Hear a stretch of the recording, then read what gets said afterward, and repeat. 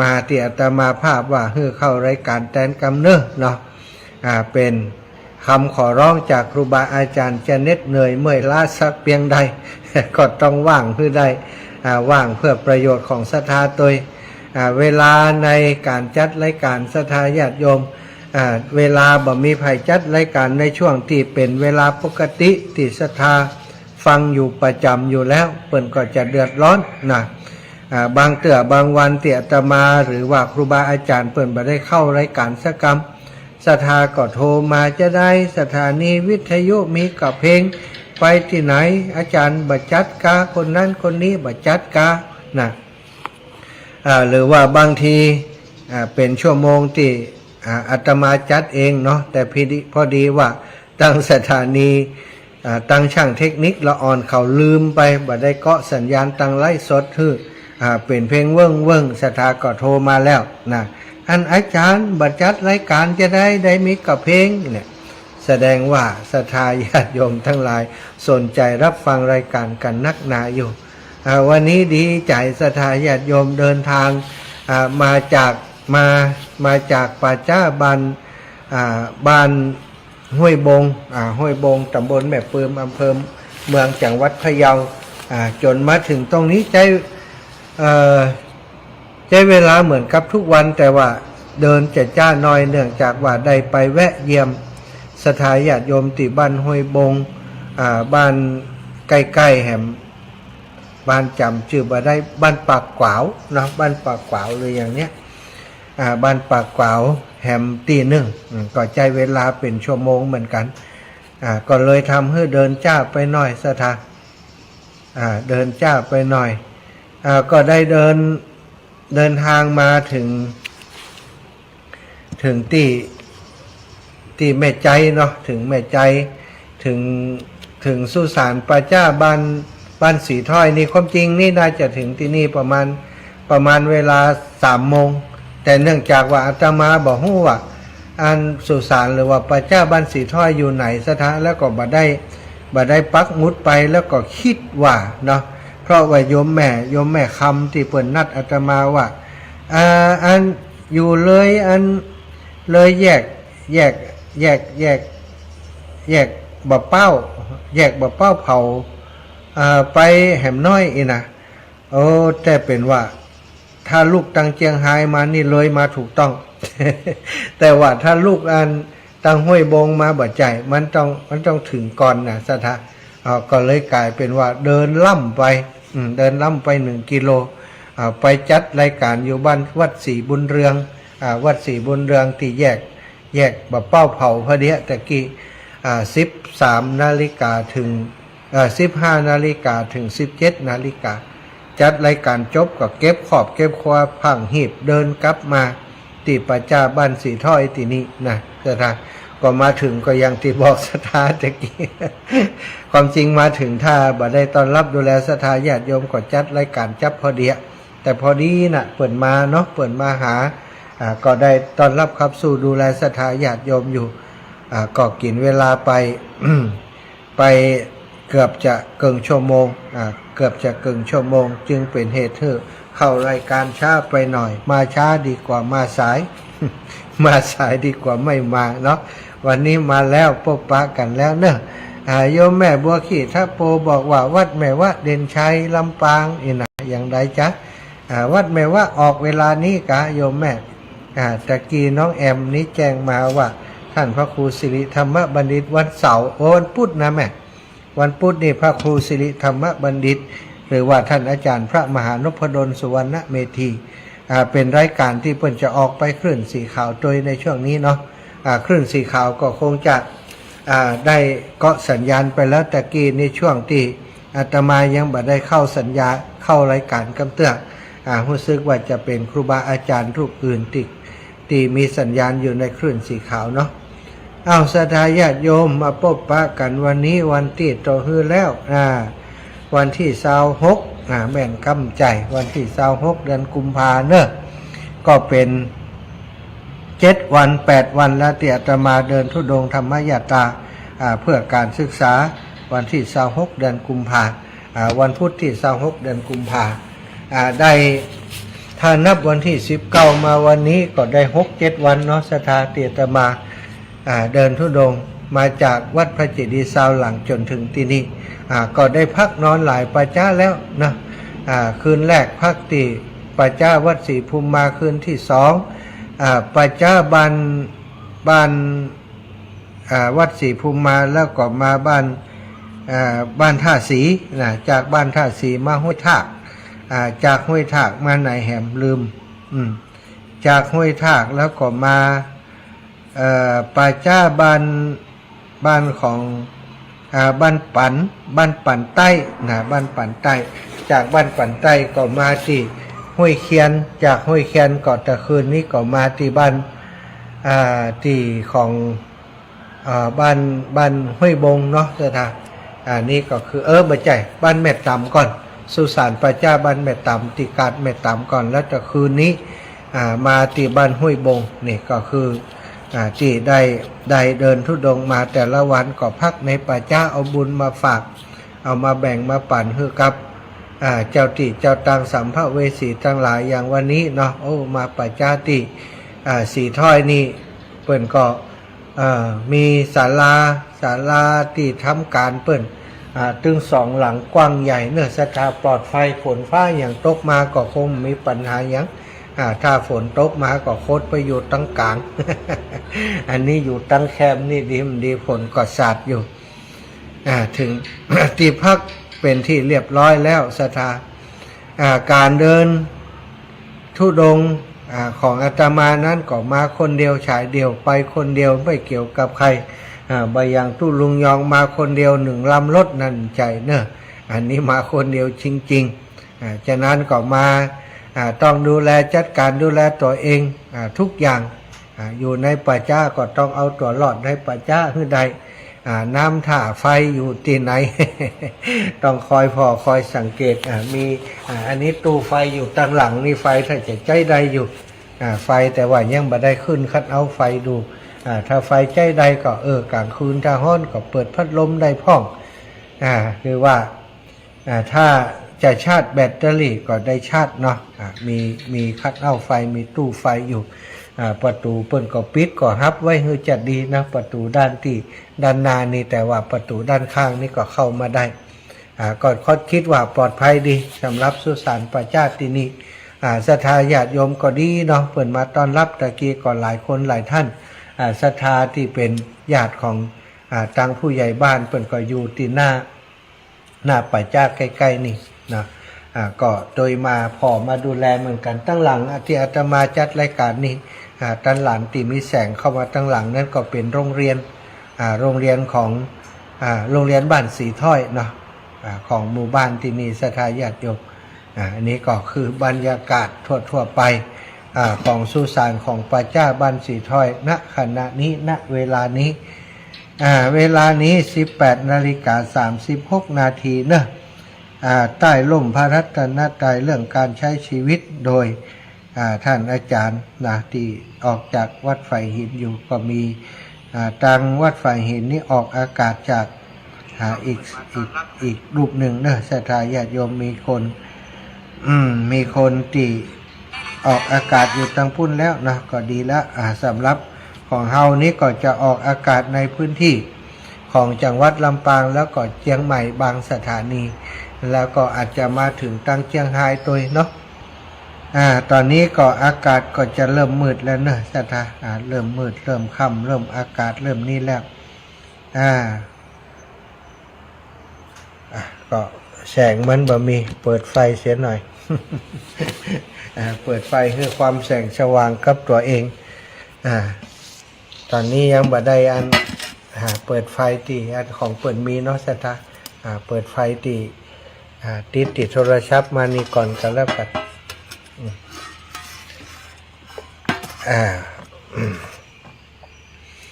เอาละเนาะวันนี้ก็ได้อู้จาในตอนค่ำตอนบ่ายถ้าศรัทธาญาติโยมที่ได้ติดตามรับฟังรายการช่วงที่15 นาฬิกาถึง17 นาฬิกาที่ผ่านมาอาตมาภาพก็ได้อู้ถึงเรื่องของคนที่มีจิตอาสามีความเสียสละนะศรัทธาคนที่มีจิตอาสามีความเสียสละ ในช่วงแรกๆในเบื้องต้นของการทำงานก็อาจจะประสบความยากลำบากประสบปัญหาอุปสรรคหลายๆอย่างนานับประการบอกว่าไผสถานที่ทำคุณงามความดีสร้างประโยชน์เพื่อสังคมหรือว่าสร้างประโยชน์เพื่อส่วนรวมทั้งหลายมักจะถูกตั้งข้อสังเกตตั้งข้อกล่าวหาไว้ก่อนเลยว่าอันนี้มันถ้ามีเจตนาอย่างอันอย่างอีบัดดีอย่างอันอย่างอีก้านะถึงได้ทำเรื่องนั้นเรื่องนี้เนี่ยแต่ถ้าส่วนใหญ่ก็จะมีเรื่องราวอย่างนี้เกิดขึ้นอยู่เสมอถ้าหากว่าคนที่ตั้งใจทำคุณงามความดีนั้นบ่มีความเข้มแข็งบ่มีความอดทนบ่มีความตั้งใจจริงดีบัดดีก็จะท้อแท้ท้อถอยไปในที่สุดอันนี้หันตัวอย่างมานักเหมือนกันสำหรับคนที่อยากจะเป็นคนดีอยากจะสร้างคุณงามความดีซะทางบางทีทำไปแล้วบ่มีคนคัดค้าน มีคนบ่หันตัวมีคนกล่าวหาว่าร้ายต่างๆยุดการทำสิ่งดีๆนั่นไปเหี่ยก็มีนักมีหลายอาตมาคิดว่ามีนักกว่าคนที่ประสบความสำเร็จทุกคนนะครับสถานอาตมาคิดว่าอยากจะเป็นคนดีอยากจะสร้างคนงามความดีอยากจะทำตัวให้เป็นแบบอย่างแก่สังคมแต่ยิ่งเฮาคิดอย่างที่เป็นเรื่องที่ยิ่งใหญ่ที่คนทั้งหลายบ่ค่อยคิดที่คนทั้งหลายบ่ค่อยทำมันมักจะเป็นคนที่ถูกมองว่าเป็นคนบ่ดีเป็นคนที่อยากจะทำเรื่องนั้นเรื่องนี้เพื่อประโยชน์ส่วนตนมักจะเป็นอย่างอันเสมอซะทางที่สถานปล่อยแม่ได้พบได้ปะมาอาตมาคิดว่าก็ต้องมีเหมือนกันระหว่างชีวิตที่ผ่านมาแม้กระทั่งตัวเฮาเองเนี่ยตัวของศรัทธาเองอาตมามีความเชื่อมั่นว่าบางครั้งบางทีหลายๆคนอยากจะทำสิ่งโน้นสิ่งนี้อยากจะทำความดีด้านโน้นด้านนี้แต่ว่าสู้สุดท้ายเวลาจะเนี่ยอย่างขึ้นมาเนี่ยมีคนคัดขวางตีใกล้ตัวที่สุดก็อย่างเช่นคนในครอบครัวเนี่ยบางครั้งถ้าบ่เข้าใจกันศีลบ่เสมอกันธรรมบ่เสมอกันนี่ก็ลำบากนะเราจะทำเรื่องนั้นเรื่องนี้เปิ่นก็คัดขวางมาอยากให้ทำกว่าเป็นอย่างโน้นกว่าเป็นอย่างนี้เนาะ อาตมาเองก็เคยเจอเหมือนกันเนอะตั้งแต่เริ่มทำโครงการนี้มานี่คนที่เป็นญาติพี่น้องตีกว่าปัญหาต่างๆแล้วก็คือเขาก็เจอปัญหาด้วยตนเองถูกคนนั้นว่าถูกคนนี้ว่าเฮาซึ่งเป็นคนในครอบครัวของเขาก็บ่ม่วนใจเขาก็บ่สบายใจแต่เฮาต้องยืนยัดเนาะถ้าเฮาหันว่าสิ่งที่เฮาทำเรื่องที่เฮาทำอนาคตนี้มันจะมีประโยชน์แก่คนอื่นมีประโยชน์แก่สังคมมีประโยชน์แก่บ้านแก่เมืองถ้าเฮาปักหลักตั้งใจทำสุดท้ายเมื่อผลมันสำเร็จออกมาคนจากที่บ่หันดีหันงามอาจจะเป็นคนที่คัดค้านบ่หันด้วยคัดขวางต่างๆนานับประการก็จะมาหันดีหันงามตัวในที่สุดแต่เราต้องใช้ความอดทนอย่างที่สุดเหมือนกันซะท่านอาตมาภาพความจริงนี้ตั้งแต่เรื่องที่ทำเรื่องราวของโรงเรียนนิสทาญาติโยมบางครั้งก่อนหนังให้ก็มีนะสุมาเตอแม้กระทั่งตอนที่เป็นฆราวาสเนี่ยก่อนจะทำโครงการธรรมยาตรานี่ให้เกือบชุดเดือนกันเนาะบางคนว่าให้มันอยากบวชก็มันเสียใจก็ตัดสินใจผิดก็บัดใจซะทางแรงเสียดทานที่กระทบมาที่เฮาเนี่ยบางครั้งนี่มันนักหนาบางคนที่เป็นเพื่อนเป็นฟุ้งเคยเป็นมิตรต่อกันเคยเป็นคนเป็นญาติพี่น้องที่เคยดีต่อกันเป็นคนที่เฮาเคารพนับถือพอมาถึงช่วงเรื่องของเกิดปัญหานี้กลายเป็นอยู่คนละฝั่งอยู่คนละด้านกันเปิ้นมีความหันอย่างหนึ่งเฮามีความหันอย่างหนึ่งกลายเป็นคู่คัดแย้งกันไปในตัวซะท่าเอาไปเอามาก็กลายเป็นว่าเฮาจะไปเดินหน้าหรือถอยหลังดีถ้าเฮาถอยหลังคนเสียประโยชน์คือเด็กๆละอ่อนนักเรียนและก็ชุมชนของอาตมาถ้าเฮาสู้ต่อมันก็ต้องทะเลาะเบาะแว้งกัน แต่เฮาก็มาคิดว่าเฮาทะเลาะเบาะแว้งเพราะเฮาเกลียดเฮาชังเขาหรือว่าเฮาที่มีความขัดแย้งกับเขานี่เพราะมันบ่ใช่เป็นผลประโยชน์ของเฮาเป็นผลประโยชน์ของหมู่บ้านชุมชนก็เลยต้องยอมซะนะยอมกับการที่จะต้องพิจใจกับคนที่บ่หันตวยบางกลุ่มบางส่วนบางคนนะซึ่งณปัจจุบันก็บางคนก็จะอาจจะหันว่าสิ่งที่เฮาทำนั้นมันก็ไม่ได้ทำเพื่อประโยชน์ส่วนตนมันรู้มันก็ทำเพื่อโรงเรียนจริงๆถ้าบ่ใจมันนี่ป่านนี้ก็คงยุบไปแล้วอาจจะคิดอย่างอีพ่องก็มีแต่บางคนก็คงจะยืนยันอย่างเก่ามันก็คงจะอวดเก่งไปได้แหมมืดก็เดี๋ยวมันก็ยั่งเลย บางทีบางคนก็แจ้งคือเขาก้านอยู่เนาะจะทามันก็มีนะแต่เพราะฉะนั้นเขาก็บ่ต้องใส่ใจบ่ต้องสนใจอาตมาก็เดินหน้าสู้อย่างเดียวก็ให้กับแม่หลายครั้งเนาะตอนนี้ก่อนจะบวชนี่ให้กับแม่ก็ให้กับอาตมาก็หลายครั้งญาติพี่น้องครอบครัวกระทบกระเทือนกันไปหมดช่วงแรกๆเขาก็เปิ้นก็มีปัญหาเหมือนกันเนาะหลายๆคนก็จนกับว่าบ่อยากให้อาตมาบวชเพราะกลัวปัญหาต่างๆที่จะเกิดขึ้นแม้กระทั่งกับชีวิตของอาตมาหลายคนก็กลัวว่าจะถูกทำร้ายจะถูกเอาชีวิตเนี่ยซะนะบางคนก็อาฆาตแค้นถึงขนาดนั้น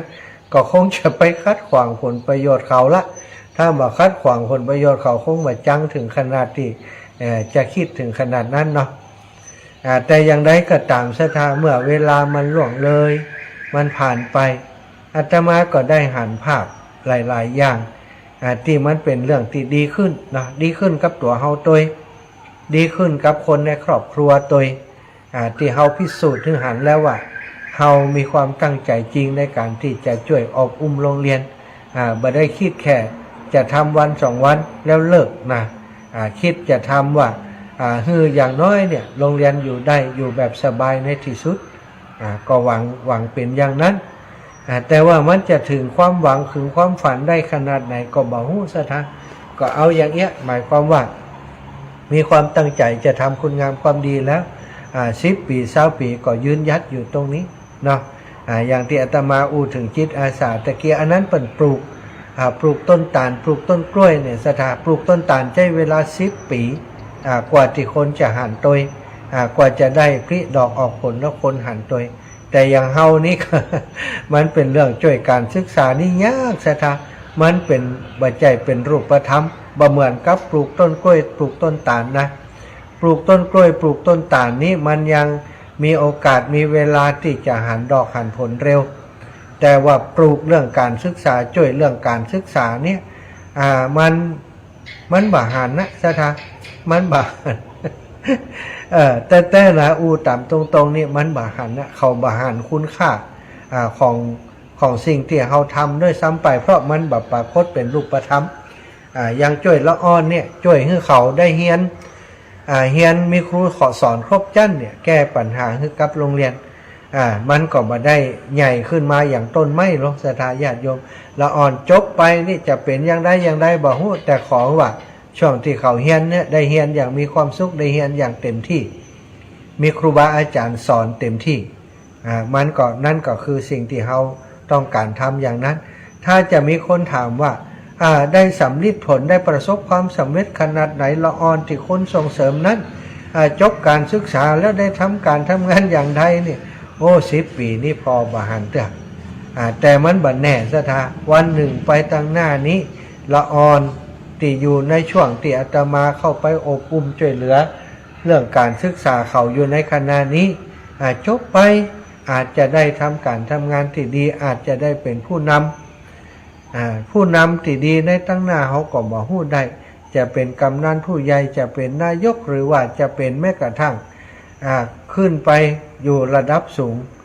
ของวงการต่างๆก็เป็นไปได้หมดมันไม่ใจแน่เนาะแต่ณวันนี้นี่มันจะมันหันดอกหันผลว่าเต่าตีอาจารย์ช่วยมา5-6 ปีแล้วละอ่อนดีขึ้นก็ถ้าถามอาตมาก็บ่ฮู้แต่ต่างโรงเรียนนี่เคยบอกว่า ผลการเรียนของละอ่อนจากการเปรียบเทียบไปแข่งขันไ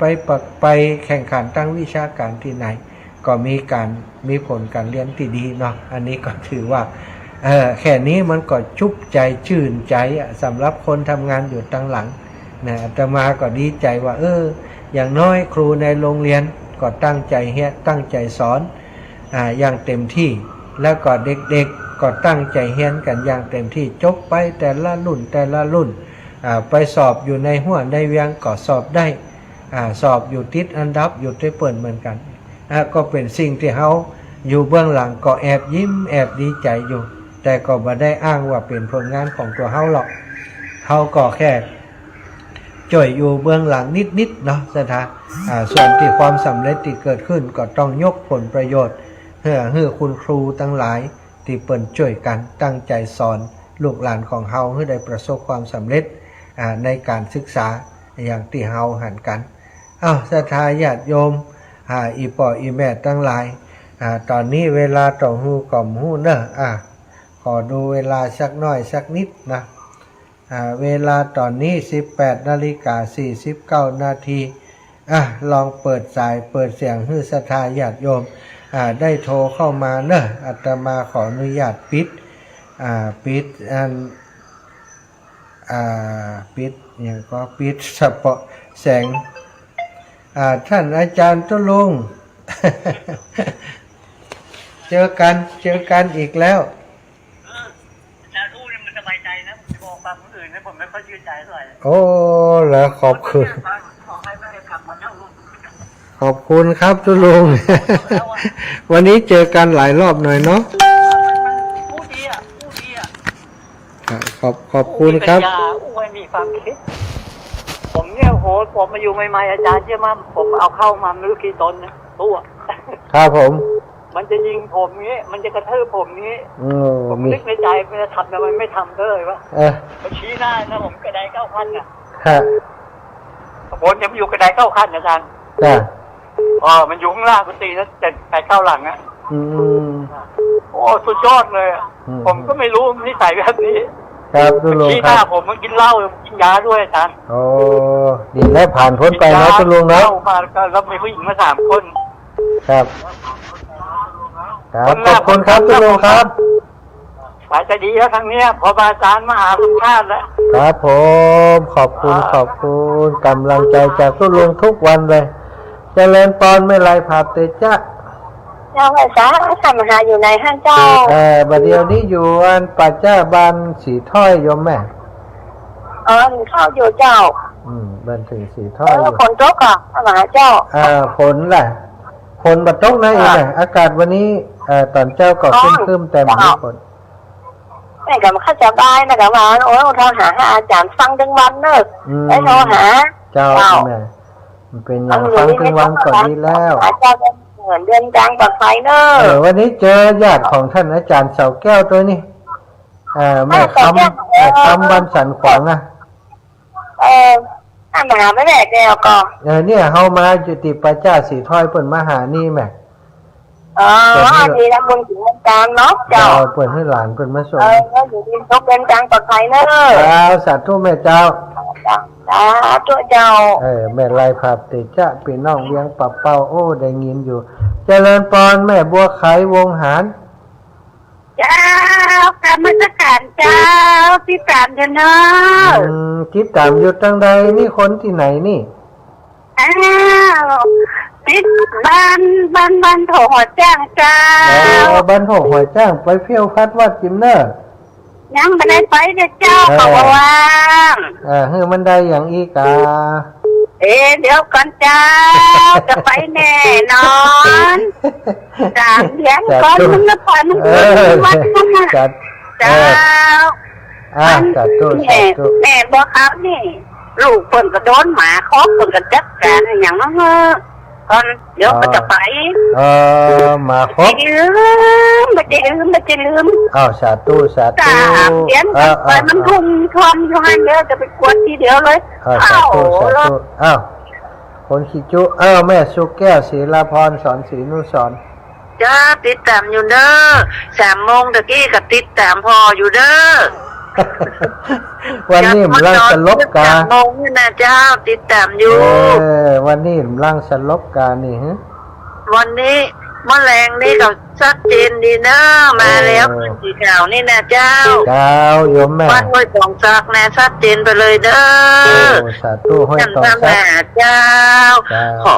ผู้สุขภาพแข็งแรงเด้อเจ้าเด้อ สาธุสา เอา ธุ บุญมาฝาก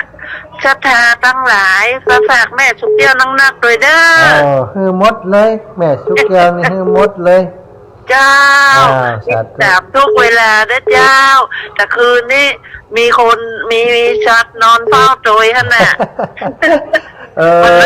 งมาหาเลย ยอมตีนลงลุมสะดุ้งมดโหเป็นอย่างนี้เป็นลูกนอนลูกปื้นท่าน ก็ น่ะ มันโล่นก็มันโล่นลงมาท่านพระมหาลูกหัวก็กับพักแต่ยิบโอ้ย อินดูเนาะ เป็นว่าเปิ้ลอย่ามาเฝ้า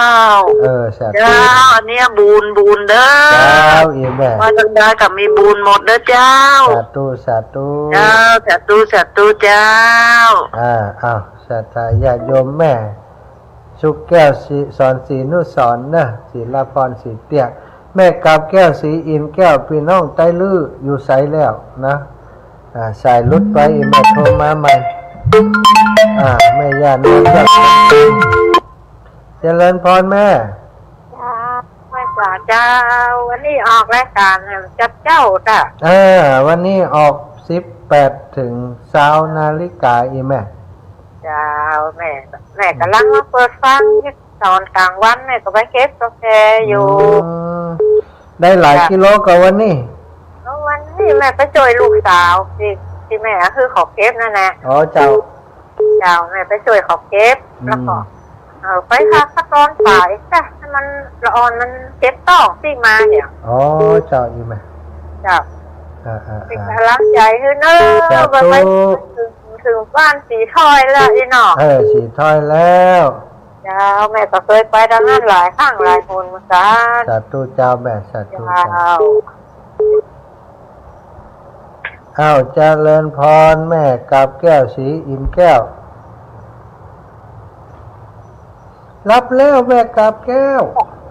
ไว้ตาเจ้าท่านอาจารย์ยกแม่บอกหลานโทรหาท่านอาจารย์ประมาณ10 โมงไปน่ะท่านอาจารย์เปิดโทรศัพท์ก็เจ้า หันอยู่แต่ว่าฮับ หันยุมฮับบอกว่าพี่มอนปนฉันเห็นตัวเนอร์บอกหลานแล้วน่ะแล้วเปิดโทรศัพท์ก็จ้า แม่เป็นโทรมาแล้วแต่กี่โมง ยังเหมือนโทรวันผูกบอกหลานว่าสัก10 โมงเนี่ยน้องจะโทรไปหาเปิ้นเนอร์เบอร์คือเปิ้นแล้วนะเจ้า จ้าถ้าสัก10 โมงนี้จะ มัน บอ จะ ก พี่น้องเปิ้นฉันหักเปิ้นจิมเนอร์ตะกี้โทรหาหลานแหม เจ้า ไปหาท่านอาจารย์จิมเนอร์ผ่านมาหันน่ะบอกหลานแล้วเนอไว้สาเจ้า เจ้าโยมแม่ขอบคุณโยมแม่เนอะ เจ้า ได้บุญหลายๆได้บุญนักแม่กับแก้วสีอิ่มแก้วหลานอยู่ตั้งเพศกัดบอกให้หลานมาพบมาหาขอบคุณนักเนอะศรัทธาญาติโยมพี่น้องหมู่เฮาเจ้าข้าทั้งหลาย18:57อาตมาพักแหมช่วงหนึ่งลูกพักอย่างเดียวละนักมวยยกถีบยกท้ายพักสักกามก่อนกระเดียวอันเนี่ยก็ตั้งสถานีเปิ่นจะมีสปอตเนาะบางสถานีฉะนั้นเดี๋ยวก็มาเจอกันชั่วโมงต่อไปอีกรอบหนึ่งเนอศรัทธาญาติโยมเนี่ยเพลง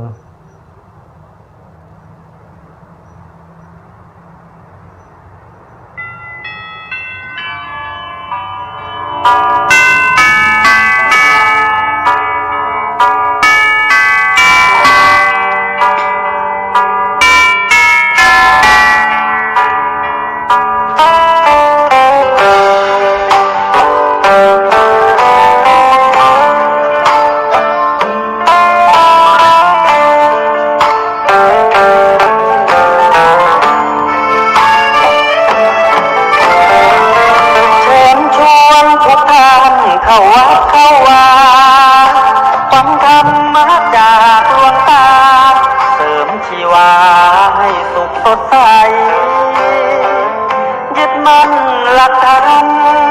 คำสอนไว้ให้ขึ้นใจ ความดีรีบทำกันไว้หญิงชายอย่าได้นายนี้เชิญชวนทุกท่านเข้าวัดเข้าวาทำบุญด้วยจิตศรัทธาบุญพาให้เราสุขีจะทำการใดนำใจในสิ่งดีทำบุญให้ทานวันนี้ไม่มีใครว่าใครชังสมัยก่อนประทับใจปู่ย่าตายายวันพระ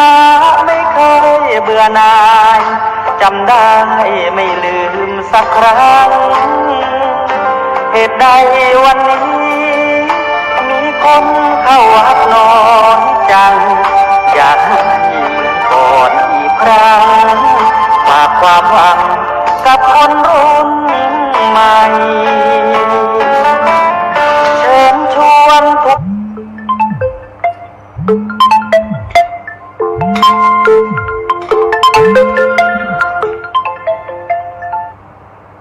ท่านเข้าวัดเข้าวารับศีลรับพรหลวงตาเสริมคุณค่าให้กับจิตใจกระทำความดีเรื่องนี้ไม่ต้องอายใครว่างจากการงานเมื่อใดเชิญชวนท่านไปทำบุญ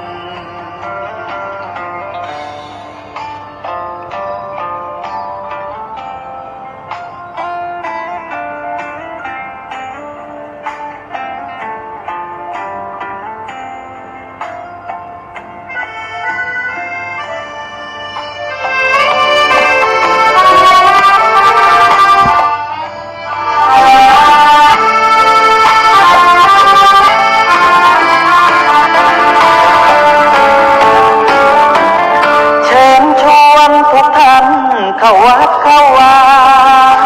รับศีลรับพรหลวงตา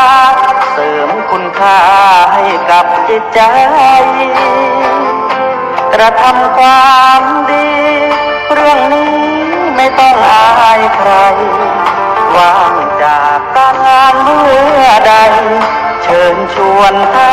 นไปทำบุญกระทำความดีเรื่องนี้ไม่ต้องอายใครฝากเพลงเชิญชวนหญิงชา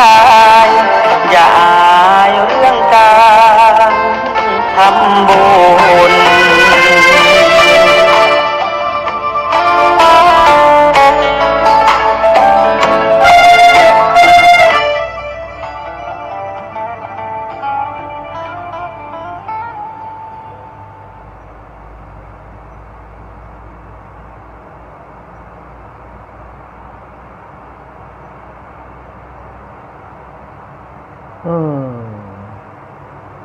คนที่นิ้วนางยาวกว่านิ้วชี้ จะถ่ายญาติโยมรอแป๊บหนึ่ง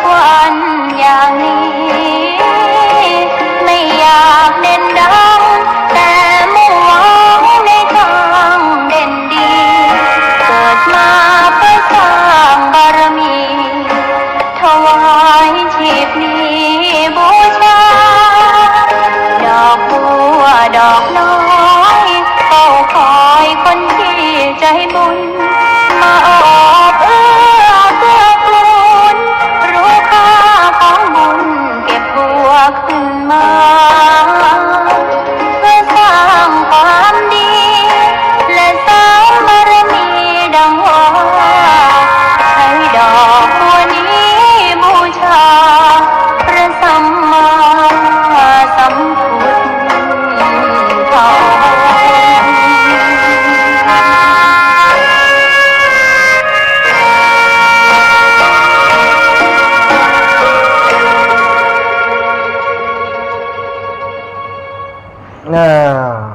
ขอนอบน้อมต่อพระรัตนตรัยแก้วเจ้าสามประการ น้อมเอาคุณพระพุทธเจ้า คุณพระธรรมเจ้า คุณพระสังฆเจ้า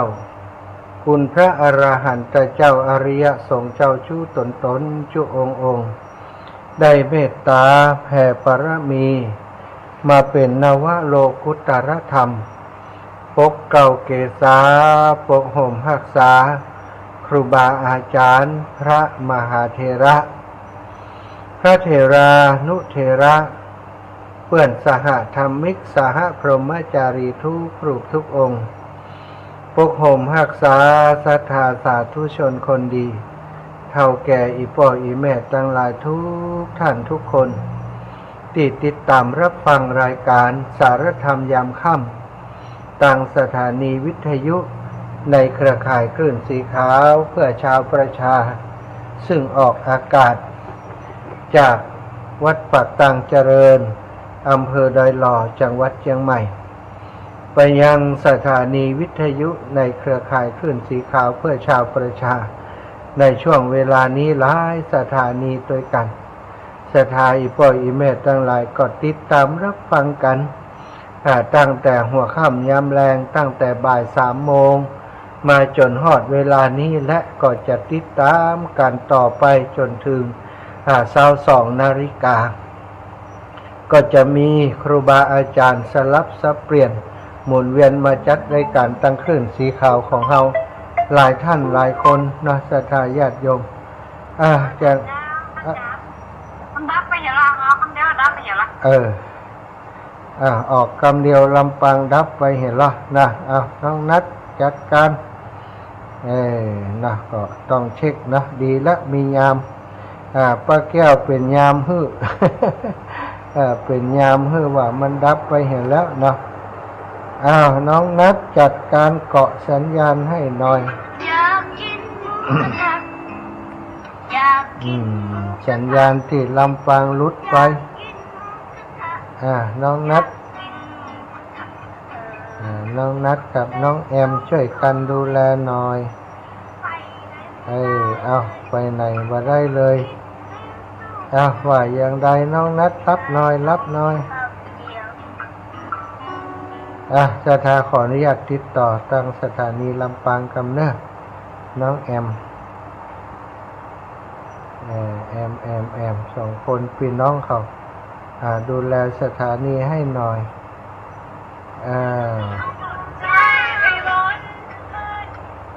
ลูกสถานีลำปางดับไปกระไดก็ว่าลืมเกาะของพ่อชั่วโมง 2พอกำแล้วศรัทธาญาติโยมนะก็ช่วยกันพ่อนะช่วยกันบอกอย่างอีดีแล้วก่อนมาก็ดังที่อื่นแต่ลำปางบัดดังสักกรรมเสียดายเวลาเนาะมาแล้วกะออกอยู่เจ้าออกแล้วเนาะเจ้าออกแล้วปะโอเคน้องแอมจัดการให้แล้วน้องนัดจัดการให้แล้วแม่ขจารย์โมเดิร์นเรดิโอชัดเจนดีครับถวายความเคารพหลวงปู่รับฟังอยู่ตลอดปู่อย่างนี้ผิดพลาดไปนี่หลวงปู่บันทึกไว้หมดจ้ะ ขอบคุณนะปู่เนอะหลวงปู่รับฟังอยู่เนาะ จะกี้ถึงไหนซะจ๊ะวันนี้มาแฮมอยู่ยายพรนี้ก็ตังพุ่นก็ได้ยินสุก้าฝ่ายเห็นถึงชาติก้ายายพรโอ้เยอะก็ดีเลยอะไรอย่างก็ก็ชัดโอเค ยายพรนี่กองเปิ่นนั่นกองสาบสถานีมันเดียรายงานผลตั้งลำปางมาได้ยายพรแต่เกียลูกสาวลูกบ่าวเปิ่นลืมเกาะสัญญาณเนาะ อ้าวศรัทธาพบปะกันแล้วบอกโอ้อย่างละวันนี้วันที่26นะเดือนวันพุธที่26จริงๆแล้วเป็นเวลาของครูบาอาจารย์ท่านอาจารย์พระมหานพดลสุวรรณเมธีกับท่านอาจารย์พระครูสิริธรรมบัณฑิตรูปใดรูปหนึ่งละเนาะรูปหนึ่งจะจัด2 ทุ่มถึง4 ทุ่มรูปหนึ่งก็จะจัด18 นาฬิกาถึง20 นาฬิกาทัดกันไล่กันไปวันนี้มันใจว่า2 ทุ่มถึง4 ทุ่มมีไผจัดแฮมเนอร์ซะทะน้องแอมก็ดีลูกนัดก็ดีน้องแอมประสานงานกับครูบาอาจารย์ตังขึ้นสีขาวตัวแล้วก็ของเฮาตัวว่าวันนี้เป็นวันไผจัดเนอะลูกเนอะถ้าให้ตุลูกให้ตุป่อเข้าแฮมนิ่มไหวนะมดแรง มาแล้ว2 ชั่วโมงเป็นตอนนี้3 ชั่วโมงผ่านไปเนาะที่ได้มาจัดรายการในวันนี้แล้วก็จะอยู่กันนี่แหม1 ชั่วโมงกว่าว่าโอ้ศรัทธาญาติโยมที่เปิดฟังอยู่โอ้ตะโมสังโฆขึ้นสีขาวตึ้งมีไผกักมีก็มหาสมชาติไกเดี๋ยวเปิ่นจะว่าฮือเนาะเพราะฉะนั้นดูแลรายการฮือกำเนอฟังรายการในช่วงของ2 ทุ่มถึง4 ทุ่มน้องแอมน้องนัดช่วยกันประสานกำเนาะเพื่อจะให้เกิดความต่อเนื่องในการรับฟังของศรัทธาญาติโยมต่อไปถ้าเป็นของครูบาอาจารย์ทางเชียงใหม่ก็ไม่เป็นไรเรียบร้อยแต่ว่าถ้าเกิดเป็นเวลาของทางลำปางเฮาก็จัดคนเข้าจัดรายการคือตามที่เปิ้นมอบเวลามากินเอาละศรัทธาไหว้พระสวดมนต์ด้วยกันก่อนเด้อกราบพระพร้อมกันกราบ1พุทโธเมนาโถกราบ2ธัมโมเมนาโถกราบ3สังโฆเมนาโถ อิมินาสการเรนะพุทธังอภิปูชยามิอิมินาสการเรนะธัมมังอภิปูชยามิอิมินาสการเรนะสังฆังอภิปูชยามิอระหังสัมมาสัมพุทโธภะคะวาพุทธังภะคะวันตังอภิวาเทมิสวากขาโตภะคะวะตาธัมโมธัมมังนะมัสสามิสุปฏิปันโนภะคะวะโตสาวกสังโฆสังฆังนะมามินะโมตัสสะภะคะวะโตอะระหะโตสัมมาสัมพุทธัสสะนะโมตัสสะภะคะวะโตอะระหะโตสัมมาสัมพุทธัสสะนะโมตัสสะภะคะวะโตอะระหะโตสัมมาสัมพุทธัสสะพุทธังสรณังคัจฉามิธัมมังสรณังคัจฉามิสังฆังสรณังคัจฉามิตุติยัมปิพุทธังสรณังคัจฉามิตุติยัมปิธัมมังสรณังคัจฉามิตุติยัมปิสังฆังสรณังคัจฉามิตติยัมปิพุทธังสรณังคัจฉามิตติยัมปิธัมมังสรณังคัจฉามิตติยัมปิสังฆังสรณังคัจฉามิอิติปิโสภะคะวะอะระหังสัมมาสัมพุทโธวิชชาจารณะสัมปันโนสุขโตโลกวิทูอนุตตโรปุริสธรรมะสารทิสัทธาเทวมนุษย์สานังพุทโธภะคะวะติสวากขาโตภะคะวะตาธัมโม สันทิฏฐิโกอากาลิโกเอหิปัสสิโกโอปนะญิโกปัจจตัง เวทิตาโพวินโยหิติสุปฏิปันโน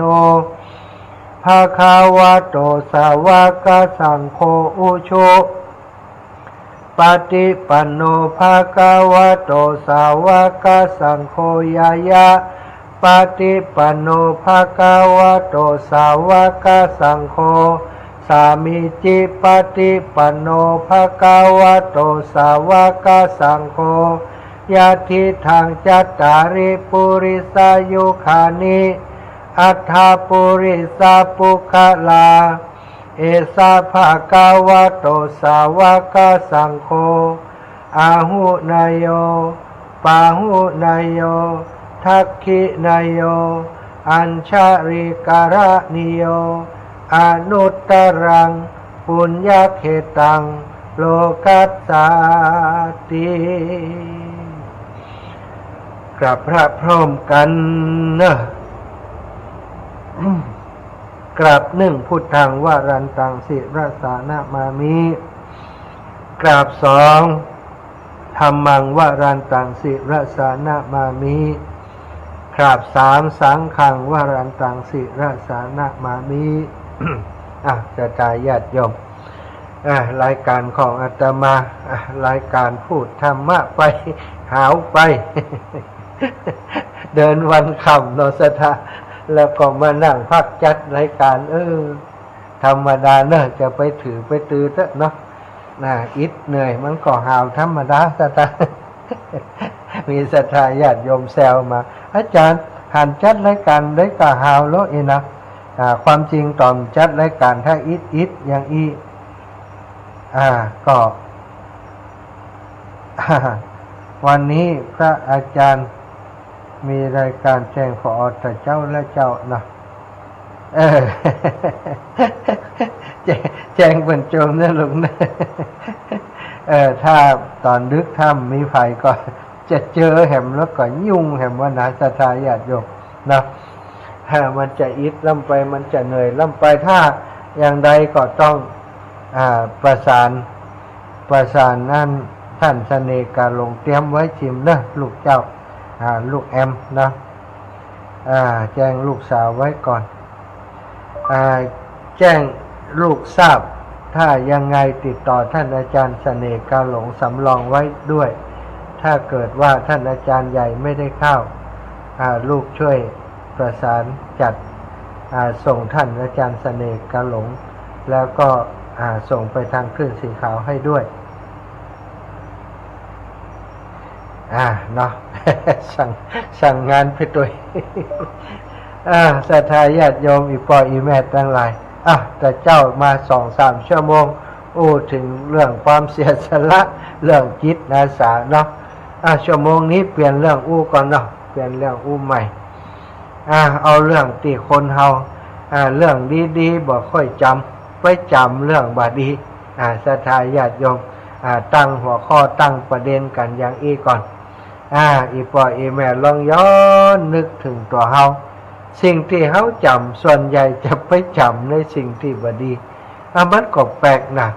สมองมนุษย์นี่ควรจะจดจำแต่เรื่องดีๆเท่านั้นเรื่องที่บดีเรื่องที่เป็นขยะทั้งหลายนี่บอกควรจะจดจำบอกควรจะเอามาใส่ใจแต่หลายๆคนสถานไปจดจำความรู้สึกไปจดจำเหตุการณ์ไปจดจำเรื่องราวอย่างที่บดีกับตัวจดจำแล้วเวลานึกขึ้นมาบางเตือกก็นั่งให้บางเตือกก็นั่งโคตรบางเตือกก็แจ้งไปแหมทั้งที่เรื่องนั้นมันผ่านไปเหมือนหูตัวใดก็ไปจำอยู่จำแม่นเหตุด้วยเนี่ยถ้าเรื่องบดีเรื่องที่โดนกระทำก็เรื่องอย่างก็เนี่ยจำจนบ่ลืมสถาจนจำจนบ่ลืมจะจำจนตายบางคนนี่ถ้าไผ่ทำให้เจ็บช้ำน้ำใจผูกอาฆาตไว้กูจะจำมันจนตาย จำแล้วมันได้ประโยชน์อย่างขึ้นมาสถาจำแล้วมันตุกใจนี่มีเรื่องเล่าให้ฟังเรื่องหนึ่งมีสหาย2 คนคบกันมาฮักกันมาตั้งแต่น้อย เป็นละอ่อนที่อยู่บ้านไกลเรือนเคียงกันคบหากันเป็นเพื่อนทะเลาะเบาะแว้งกันมาตลอดตั้งแต่น้อยถึงใหญ่แล้วก็ชอบหุมไปไหนด้วยกันคนเฮามันจะมีหันอย่างสถานถ้าทะเลาะเบาะแว้งกันบ่อยๆบางคนมันก็ต้องมีคนอดทนเหี่ยคนคนที่บอกค่อยอดทนเหี่ยคนมันจะอยู่ด้วยกันได้ถ้าต่างคนถังอารมณ์ร้อนใส่กันนะรับรองว่ามันคบกันมาได้สองคนนี่คบกันมาแต่น้อยทะเลาะเบาะแว้งกันเดี๋ยวก็ดีกันเดี๋ยวก็ดีกันเดี๋ยวก็ทะเลาะกันตอนน้อยๆเฮียนโรงเรียนชั้นอนุบาลก็อยู่ห้องเดียวกันลู่ของกันเป็นประจำแล้วมาเฮียนขึ้นมาเป็นประถมมัธยมจนมาจบมหาลัยดูสถานอยู่ด้วยกันมาจบมหาลัยด้วยกันเป็นเพื่อนที่ฮักกันแล้วก็บางทีก็พิษหัวกันทะเลาะกันสถาญาติโยมเมื่อจบระดับมหาลัยแล้วทั้งสองก็อยากจะเดินทางท่องโลกไปท่องเที่ยวไปหาประสบการณ์ตามแบบของคนรุ่นใหม่บัดเดี๋ยวนี้อย่างคนประเทศที่เจริญแล้วนี่สถานบางคนจบม.6 แอลแล้วจบม.6 แล้วบ่เฮียนจ้ะบ่เข้ามหาลัยจ้ะไปแอลก่อนไปเสาะหาตัวเองว่ะ ต่างประเทศเพิ่นว่าไปเสาะหาตัวเองความจริงตัวเองก็อยู่หั่นไปเสาะหาไปเสาะหามันเนี่ยอย่าง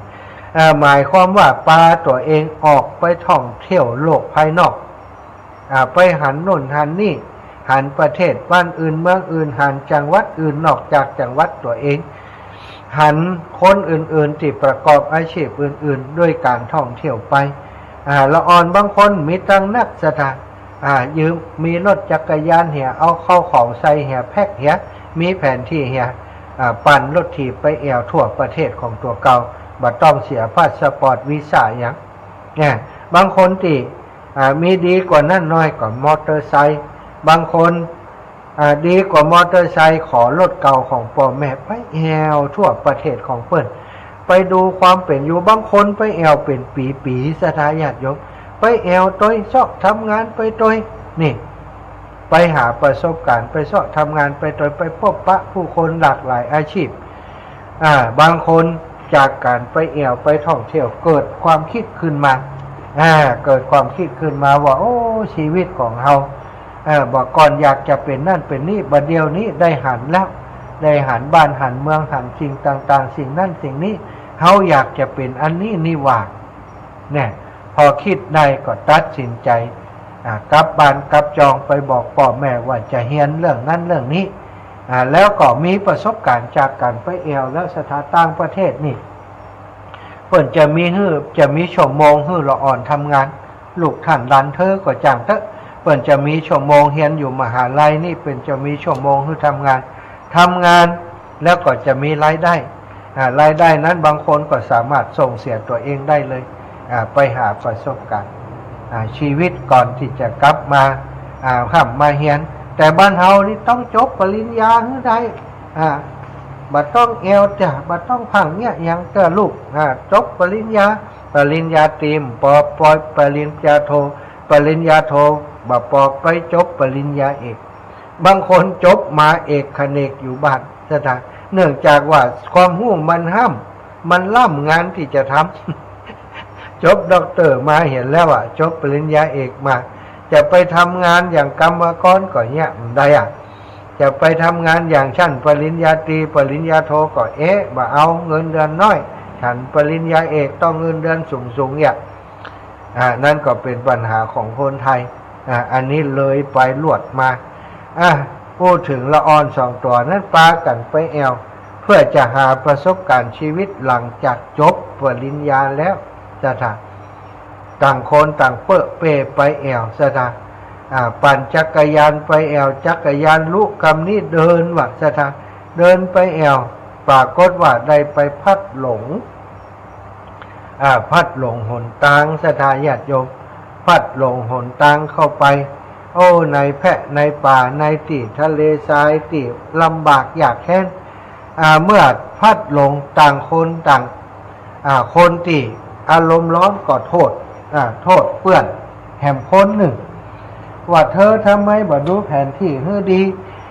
ดูแผนที่จะได้เนี่ยถ้าเมื่อเขาหลงมาเดียวนี้ฉันจะแย่ยังได้พ่อแม่ฉันเป็นห่วงอยู่ที่บ้านก็โดนด่าแหมเปื่อนแหมคนทิกๆเปื่อนแหมคน ก็เอาคำด่าของเปื่อนนั้นจะทาไปเขียนบนน้ำนะจะทา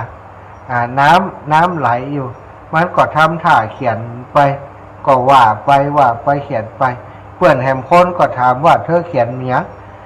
ฉันเขียนเรื่องที่เธอด่าฉันวันนี้นะเขียนลงนี้ลงในน้ำนะแล้วก็ไปต่อกันแหมสถากรรมนี้ก็เกิดทะเลาะเบาะแว้งกันไปแหมเรื่องบ่เป็นเรื่องนะทะเลาะกันอู้จากัน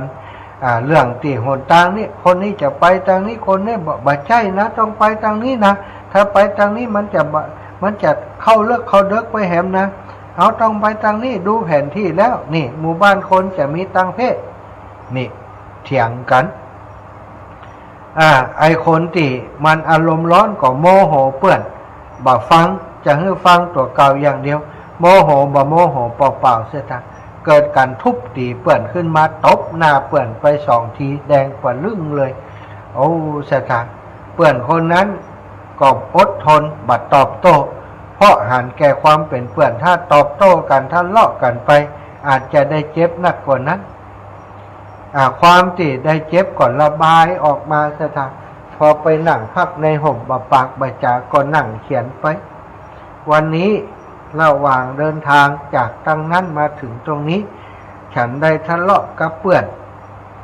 เปื่อนได้ตบหน้าฉันไป2 ที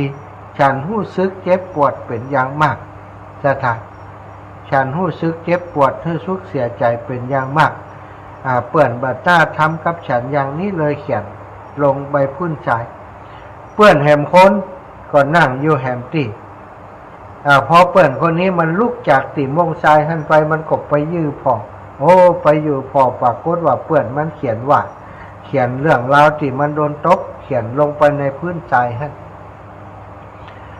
เพื่อนคนนี้ก็เก็บในใจ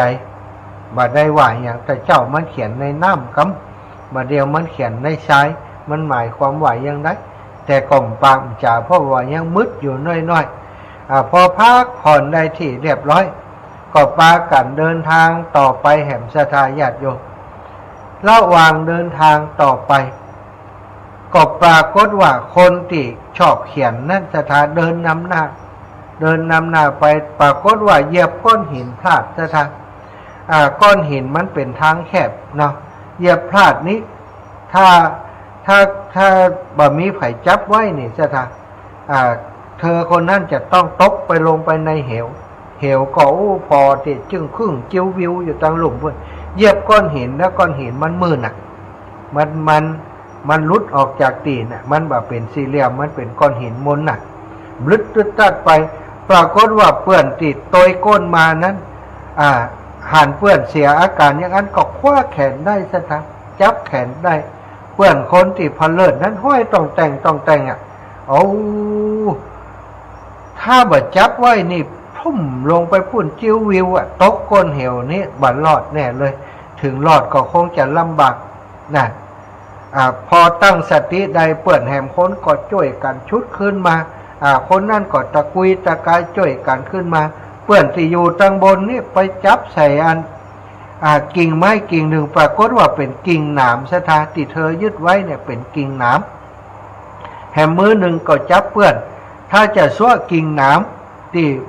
ทิ่มมือตัวเองท่านนี่เปื่อนก็จะต้องตกไปถึง2 คนก็ว่าได้เพราะว่าจะเกิดปัญหาเนี่ยอย่างใดดีสถาก็เลยกำไม่ที่เป็นหนามนั้นเรียกก็ย่อยเจ็บหันแล้วก็ดึงเปื่อนพยายามดึงเปื่อนขึ้นมาอาศัยกิ่งไม้ที่เป็นหนามนะเป็นแหงที่ชุดขึ้นมาช่วยเมื่อขึ้นมาได้สถาเปื่อนขึ้นมาได้ก็หอบแฮกอยู่ที่หันตกใจเหงื่อต่อเม็ดบะแข้งบะแขตีหน้าของเปื่อนคนติดตกลงไปเดชะบุญที่เปื่อนช่วยได้เปื่อนคนที่ช่วยได้ก็หลังจากเปื่อนขึ้นมาแล้วก็นั่งให้สถาน นั่งให้เพราะว่ามือนี่เลียดย่อยซ้วยๆเจ็บมือนั่นไปกำใส่หนามหนามทิ่มแทงเต็มมือเลยเปื้อนคนที่ถูกช่วยเหลือขึ้นมานี่หันเปื้อนเป็นอย่างอันก่อนน้ำตาไหลเข้าไปช่วยเปื้อนถอนเอาหนามออกทีละอันแต่ถ้าถอนออกเรียบร้อยแล้วก็ปากันเดินออกจากแห่งนั้นไปพักในที่ห่มแห่งหนึ่งริมน้ำได้ตักน้ำมาช่วยล้างมือที่เป็นแผลให้เปื้อนแล้วก็ใส่ยาปันแผลให้เปื้อนจากนั้นเธอก็ไปนั่งอยู่คนเดียวให้เหมาะมันชอบเขียนซะท่าคนนี้แต่เจ้าเขียนน้ำควายม้าน้อยเขียนทรายเรื่องราวที่โดนตบโดนด่าเขียนน้ำโดนตบนี่เขียนบนพื้นทรายแต่พอเรื่องราวที่เกิดขึ้นที่เปื้อนได้ช่วยชีวิตเธอขึ้นมาได้นั้นผู้หญิงคนนี้น้องคนนี้กลับเอาไปสลักอยู่ที่ก้อนหินก้อนหนึ่งก้อนขนาดพอดีแล้วก็เป็นหินที่สามารถสลักได้เธอได้เอามีดเล่มหนึ่งมาเขียนเป็นตัวอักษรเป็นตัวหนังสือเล่าความลงในก้อนหินก้อนนั้นว่าวันนี้ฉันรอดตายมาได้เพราะเปื้อนได้ช่วยชีวิตฉันได้ตกลงไปได้เหยียบก้อนหินพะเลิศมันจะว่าพะเลิศก็ว่าอย่างไรมั่วนะแต่อาตมาว่าพะเลิศก็แล้วกันฉันเหยียบก้อนหินมันลื่นพะเลิศเกือบจะตกเหวพอดีว่าจังหวะนั้นเพื่อนฉันได้มาชุดแขนฉันไว้แล้วสามารถดึงฉันขึ้นมาจากปากเหวอันนั้นได้ทำให้ฉันได้หลอดชีวิตขึ้นมาชีวิตฉันเป็นหนี้บุญคุณเพื่อนคนนี้เป็นอย่างมากฉันจะตอบแทนบุญคุณที่เพื่อนคนนี้ได้ทำกับฉันให้ถึงที่สุดวันนี้เพื่อนฉันได้รับบาดเจ็บจากการช่วยเหลือฉันด้วยเพื่อนคนนี้เป็นเพื่อนที่ดีที่สุดในชีวิตที่ฉันมีฉันได้คบกับเขามาตั้งแต่น้อยลาวทั้งหมดเขียนลงบนก้อนหินก้อนนั้นสถานนั่งเขียนเป็นเมื่อนเป็นนานกว่าจะแล้วเพื่อนคนที่เจ็บมือนั้นก็ถึงมารบกวนแต่ว่าก็คิดว่าแต่เจ้านี่เขาด่ามันเขียนน้ำแล้วต่อมาเขาตบหน้ามัน2 กำมันเขียนบนพื้นทรายมาเดี๋ยวนี้เขาช่วยชีวิตของมันขึ้นมาได้มันมาเขียนในก้อนหินมันจะเขียนว่าอย่างไรจ้าอย่างนะพอคนนั้นลุกจากหั่นไปชำระล้างหน้าล้างตาล้างมือที่ท่าน้ำคนนั้นก็ไปอ่านข้อความติผู้หญิงคนนั้นสลักบนก้อนหินน้ำตาก็ไหลขึ้นมาสถานได้ถามเดินไปหาเพื่อนที่กำลังล้างไม้ล้างมือล้างหน้าอยู่ที่ท่าน้ำถามว่าฉันขอถามเธอนะเพื่อนแต่เจ้าคณะที่ฉันด่าเธอนั้นเธอได้เอากำด่าฉันไปเขียนบนน้ำเธอได้ว่าไอ้อย่างป้องเขียนไอ้อย่างลงไปในน้ำทำไมเธอจึงเขียนลงไปในน้ำผู้หญิงคนนั้นก็บอกว่าเธอหันข้อความที่ฉันเขียนลงไปในน้ำก็บ่หันบ่มีอย่างพอเธอเขียนไปแล้วมันก็หายไปเธอเขียนว่าอย่างไรฉันเขียนว่าฉันโดนเธอด่าเพราะเรื่องนี้ทั้งที่บ่ใจความผิดของฉันวันนี้เพื่อนใจร้ายต่อฉันเป็นอย่างมากฉันรู้สึกบ่สบายใจที่โดนด่านี่คือข้อความที่ฉันเขียนลงไปในน้ำทำไมเธอถึงเขียนลงไปในน้ำเธอก็บอกว่าที่ฉันเขียนลงไปในน้ำเพราะว่ามันหายไปเร็วฉันไม่อยากจะเก็บความโกรธที่เธอด่านั้นไว้ในใจเมินฉันอยากจะให้มันหายไปเลยเขียนแล้วก็แล้วไปละลายไปเลยเป็นอย่างนี้เองแล้วที่ตอนที่ฉันตบหน้าเธอแต่เจ้าลง2 กำหน้าแดงปะลึงน่ะเธอทำไมเอาไปเขียนบนผืนทรายผู้หญิงคนนั้นก็บอกว่าโอ้เธอตบฉันแต่เจ้าฉันเจ็บปวดมากแต่ฉันก็คิดว่าเธอมีความโมโหถึงได้ทำกับฉันมิตรภาพที่เรามีต่อกันตั้งแต่น้อยถึงบัดเดี๋ยวนี้ ก็มีเรื่องราวต่างๆมากมายที่ทำดีกับฉันเรื่องนี้ฉันบ่อยากเก็บไว้เมินแต่มันก็เป็นความเจ็บปวดที่ฉันอยากจะบันทึกไว้ฉันเลยเขียนลงไปในพื้นทรายและพื้นทรายที่นี่นะกระเดียวลมมันก็จะพัดทรายมาทับมาถมมันก็จะหายไปฉันอยากจะให้ความรู้สึกที่แย่ๆความรู้สึกที่บดีที่เดินเธอตบเธอตีในวันนี้มันหายไปเร็วๆเหมือนกันมันหายไปกับในพื้นทรายซึ่งประเดี๋ยวนี้กลับไปดูก็คงบ่หันข้อความที่ฉันเขียนไปแล้วก็ความรู้สึกที่ฉันโคดเธอที่ฉันเขียนลงไปนั้นมันก็หายไปแล้วเหมือนกันนี่สถาน2อย่างไปแล้วอย่างที่3ตะกี้ฉันได้ช่วยชีวิตเธอจากการตกไปสู่เหวทำไมเธอถึงเอาเรื่องราวที่ฉันช่วยเธอมาบันทึกลงในก้อนหินก้อนนี้บรรจงสลักอย่างดีเขียนลงไปในก้อนหินก้อนนี้จนมือเธอแตกจนมือเธอมีเลือดเธอทำไมถึงบ่เขียนไปลงในพื้นทรายอย่างตะกี้ผู้หญิงคนนี้ก็ได้บอกเพื่อนไปว่าที่ฉันเลือกจะจารึกสิ่งที่เธอทำไว้บนก้อนหินนี้เพราะฉันบ่อยากลืม ถ้าฉันลืมฉันจะได้กลับมาที่ก้อนหินก้อนนี้จะได้มาดูว่าเหตุการณ์ครั้งนั้นมันเกิดขึ้นวันที่เท่าใดมันเกิดเหตุการณ์อะไรอย่างขึ้นณสถานที่แห่งนี้ฉันจะบอกขอลืมความที่เธอได้ช่วยชีวิตฉันไว้คุณงามความดีที่เธอได้ทำกับฉันไว้ฉันจะจดจำไปตลอดเหมือนกับสิ่งที่ฉันได้สลักลงไปในก้อนหินก้อนนี้มันจะอยู่ยืนยาวต่อไปจนกว่าที่ชีวิตจะหาไม่เป็นร้อยปีความสิ่งเหล่านี้ข้อความเหล่านี้ก็ยังอยู่ที่นี่แล้วจะยังอยู่ในจิตใจของฉันตลอดไปเพื่อนทั้งสองระบายความในใจให้แก่กันอย่างอีแล้วสถานต่างคนต่างโผล่เข้ากอดกัน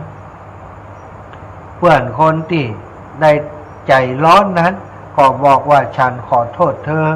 ธอเป็นเพื่อนคนเดียวที่ฉันมีตลอดชีวิตนี้ที่ผ่านมาฉันเองก็ไม่ได้คบหาใครเป็นเพื่อนที่สนิทเหมือนกับเธอฉันเองก็เหมือนกันฉันเองก็ไว้ใจเธอแม้แต่เธอจะเป็นคนขี้โกรธขี้เกียจแต่สรุปแล้วเธอก็เป็นคนดีนาทีสุดท้ายของชีวิตฉันมีปัญหาอะไรอย่างเธอก็ช่วยอบอุ้มดูแลฉันมาตลอดฉันถึงได้บักโคตรเธอบักโคตรเธอง่ายๆแม้กระทั่งเธอจะทำร้ายดุด่าหรือว่าแม้กระทั่งทุบตีฉันก็ยังเป็นเพื่อนกับเธอเพราะฉันหันถึงคุณงามความดีจิตใจที่ดีงามของเธอนั่นเองนี่สถานสิ่งที่ควรจดจำคือคุณงามความดีของคนอื่นที่ทำกับเฮาสิ่งที่เฮาบอกควรจดจำก็คือสิ่งที่คนอื่นได้ทำแบบนี้กับเฮาสถานเฮาจดจำสิ่งใดที่มันจะดีที่สุดอย่างเนี้ยอย่างในเรื่องที่อาตมาเล่าให้ศรัทธาฟังนี่อีปอยอีแม่ลองคืดพอละอ่อนคนนั้นน่ะถ้ามันโกรธมันเกลียดเหี่ยมันเดินไปคนเดียวเหี่ยเนาะบ่เลิศพลังมาพบโอ้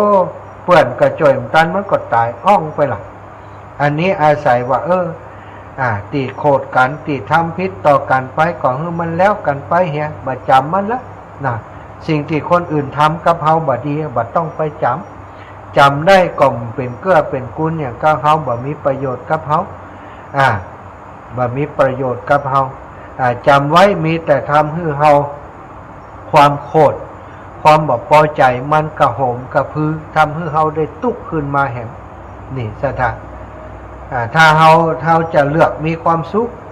ก็ต้องเลือกห่างไกลความรู้สึกที่ผูกโกรธผูกอาฆาตเคียดแค้นชิงชังซึ่งกันและกัน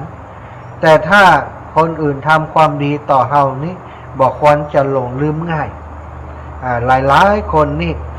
ที่เพิ่นทำความดีกับตัวนี้บ่ค่อยจำซะท่าปุ่นไปจำไผบ่ดีกับตัวนิกานี่ไผยืมตังตัวไปนี่ก็จำดีนี่แต่เวลาตัวยืมคนอื่นไปกาตัวไปอย่างเขาคนอื่นนี่บ่ค่อยจำนะ อย่างอี้นี่บ่เข้าท่าเนาะเวลาคนยืมจุดยืมตัวนี่จดแล้วจดแถมเขียนไว้หลายตีหลายแห่งเวลาต่อยืมคนอื่นนี่เขาใจไปแล้วยังฮะเขาเอาฮื้อไปแล้วใจบ่จดนี่สถายืมเปิ่นต่อใดบางคนบ่จดพร้อมบ่ยืมต่อใด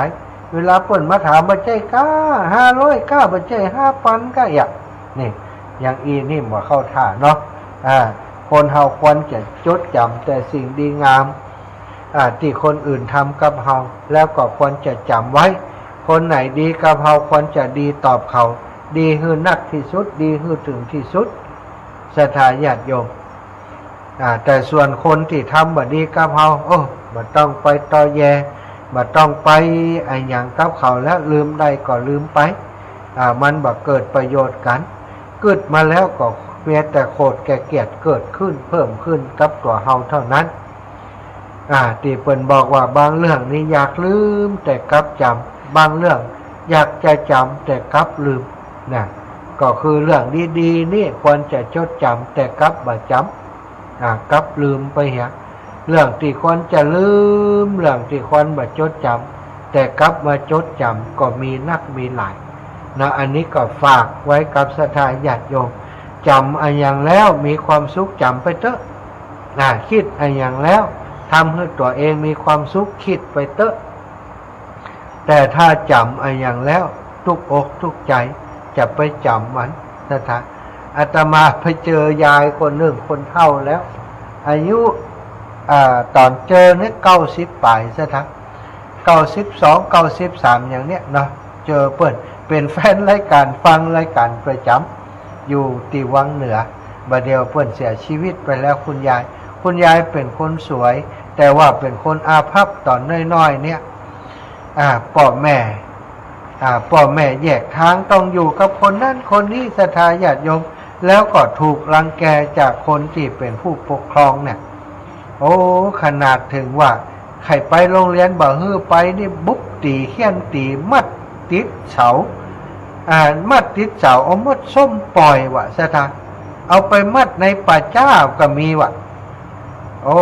ศรัทธาญาติโยมเอาไปมัดในป่าจ้าเอามัดส้มปล่อยแกก็จำสิ่งที่แกโดนกระทำศรัทธาแกจำได้และตอนที่อายุพอ90 ปลายที่ปะกันนี่แกก็เล่าให้ฟังแกก็เล่าแล้วก็มีน้ำตาไหลมันเป็นความเจ็บปวดแท้ๆนะศรัทธาแต่ว่าก็สงสารแกที่แกไปจำในสิ่งนี้นะเป็นความเจ็บปวดครั้งเดียวที่โดนกระทำนะยังบอกพอคิดถึงทุกครั้งก็เจ็บปวดทุกคราที่ได้คิดถึงเรื่องที่โดนกระทำนี่ศรัทธาอีพ่ออีแม่ทั้งหลายแต่ตอนนี้คุณยายได้จากไปแล้วเวรกรรมที่เปิ้นได้ทำได้ถูกกระทำก็สิ้นสุดลงไปแล้วแต่บั้นปลายชีวิตคุณยายนี่โชคดีมีลูกดีๆลูกดูแลคุณยายจนบ่แ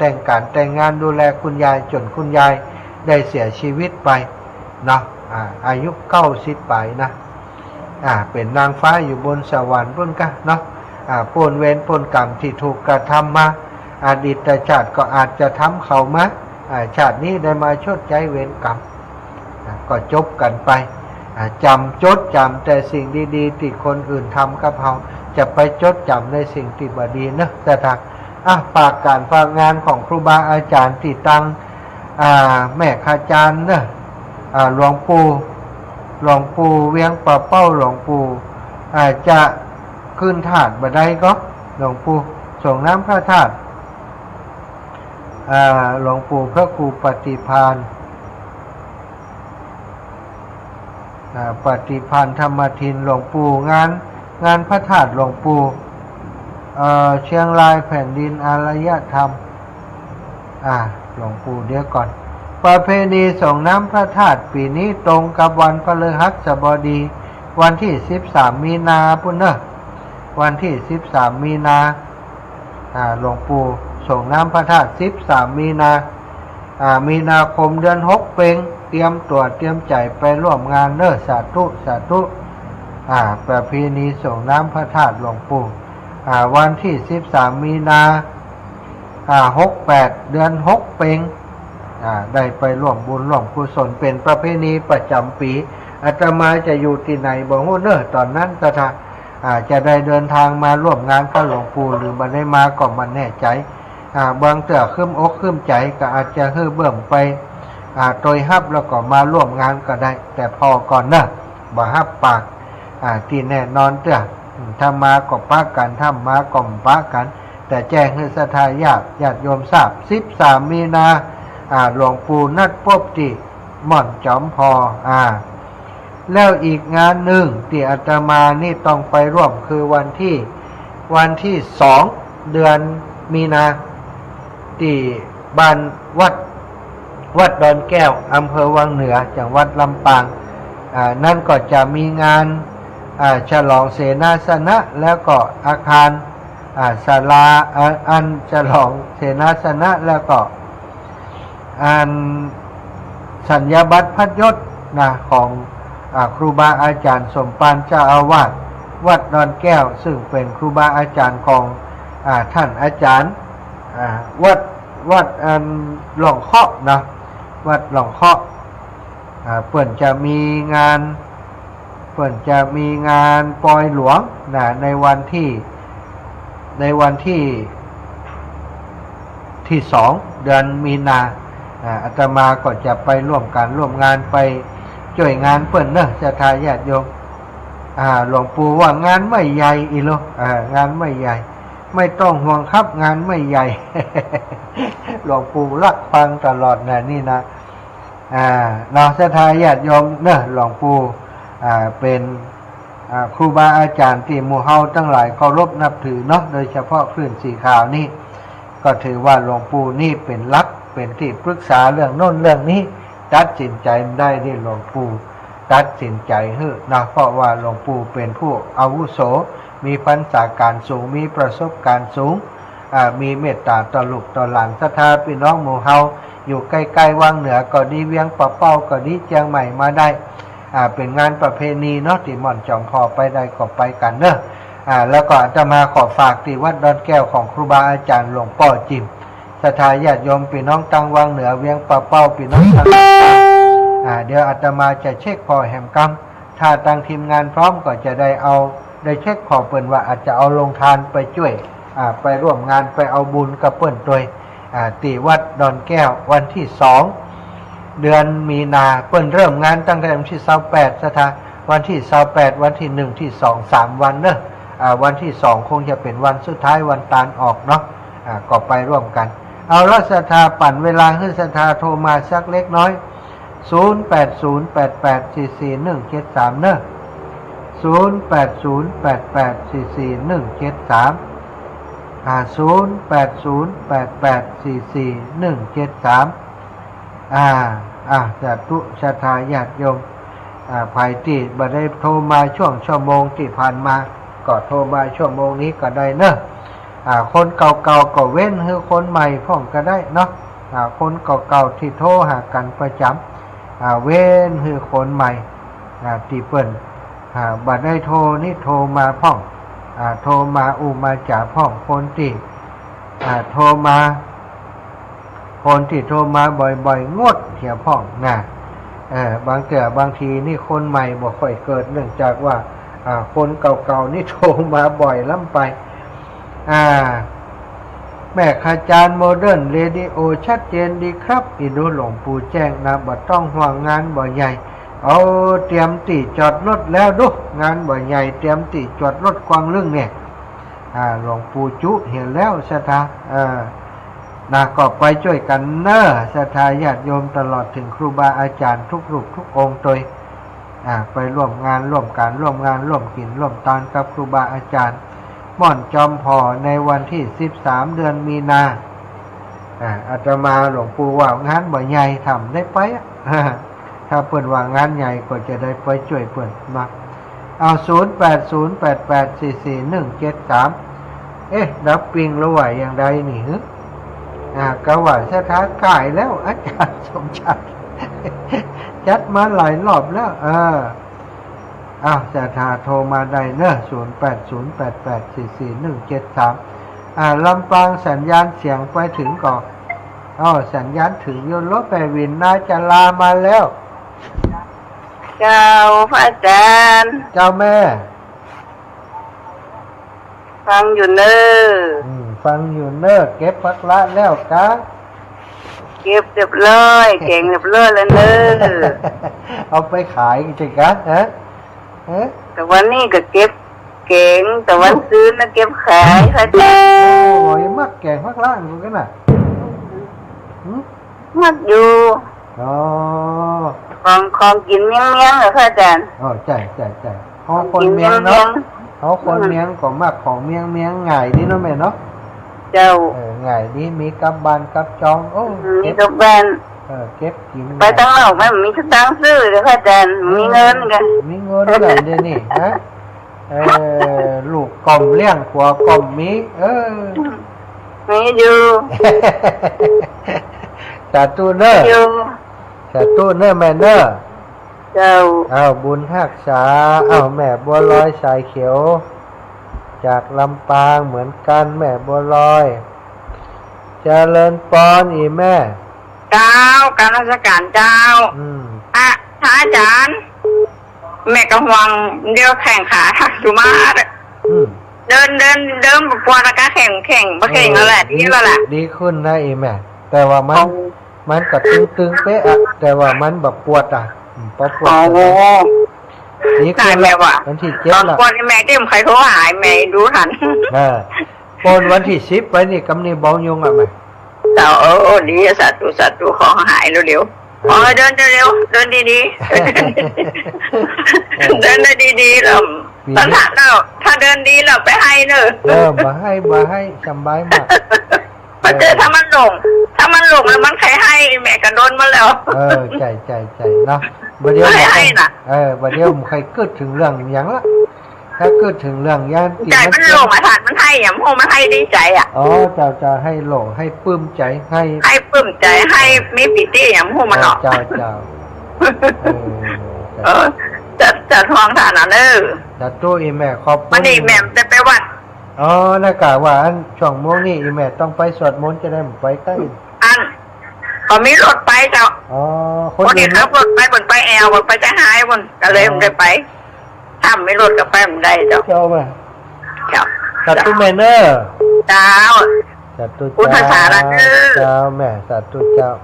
เดินทางปลอดภัยในฐานเนอเจ้าอีแม่ไปอันแม่สวยก่อนพี่น้องแม่สวยแม่บัวลอยใจสัตว์เจ้าคิดถึงอยู่ฟังอยู่เนอดีแล้วบุญทักษะให้ก็คิดถึงเจ้าดีแล้วกลัวแข่งกลัวขาก็ถ้ามีน้ำบุญก็เอาน้ำบุญประกบโดยส่องมาคืนมาเจ้าแม่มันมีนะกะเป็นยังเนาะมันมีที่อุ่นเนาะอดเอาทหารอดเอาเนาะเอาบุญอุ่นเนาะเอาทำบุญมันถึงหายเจ้าน้องวันเฮาเอวจอมพอพองเนอะโอ้ยแม่นี่สบายมากแต่ฝากบุญนะมันก็ฝากไหนบุญเนอะน้องส่งพิมพ์ดึงไปแม่จอมพอน่ะเจ้าเนาะแต่เดี๋ยวไปน้องไปกุยเจ้าอาจารย์ก็ได้อยู่แล้วเนาะฝากน้องไปฝากน้องก็ฝากลุงหนาน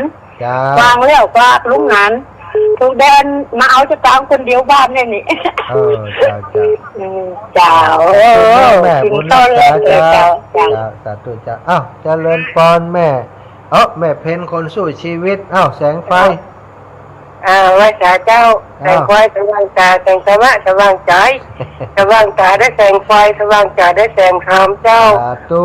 ถ้าคืนเท่ากันใจถ้ามาหาเด้อขอบคุณนักเลยทางวัฒนธรรมก็ปลอดภัยเนอะเจ้าโยมแม่เจ้าว่าเจ้าขอแม่อยู่ดีมีสุขเหมือนกันเด้อเจ้าว่าสาธุแม่เพ็ญนะลำพูนให้คนสู้ชีวิตตัวจริงนะสตานั่งรถ3 ล้อนั่งรถ3 ล้อก็เดินบ่ค่อยสะดวกต่อใดแต่ใจสู้ค้าขายสู้ชีวิตโดยตัวเองอย่างต้องแต่งก็หายไปนะบ่ตั้งใจโทรก้านี่ฮึคุณโยมกรอุมาปัญญาคำโคมาเลยวันนั้นปะกันที่วัดหลวงปู่เนาะหลวงปู่พระครูอุดมศิริทัศน์เนอะโทรมาแห่ไม้คุณโยมกรอุมาตะล็อกตอกแตกแล้ววางสายแห่ครับบัดนั้นนะพี่น้องบ้านนิคมเนอะ เอาเจริญพร ครับน้ำมือพระจันทร์เจ้าพระจันทร์เจ้า เจ้า ไอ้โยมกับลังได้ฟังเนี่ยบรรยากาศอยู่นอกบ้านพระจันทร์อยู่ตรงไหนก็เจ้าวันนี้วันนี้อยู่เม็ดใจอยู่อันป่าจ้าบ้านสีถ้อยอ๋อพะเยาเลยท่านล่ะเจ้าพะเยาเม็ดใจโอ้คิดถึงพระจันทร์จังเลยพระจันทร์ดูแลสุขภาพกันจะเนอะเจ้าสู้อยู่เห็นยิ่งเป็นว่าปวดแขนปวดขาอ๋อมีน้ำมันมีอย่างหนวดก็ท่านเดินช่วงแรกๆมันจะเป็นเนี้ยเดี๋ยวก็ดีขึ้นละมีน้ำมันมีอย่างหนวดก็จะเอาไปได้ก่อนมีอยู่ศรัทธาญาติโยมเอาฝากชุดตังเหมือนกันโอ้โยมเป็นกำลังใจพระอาจารย์เนอะ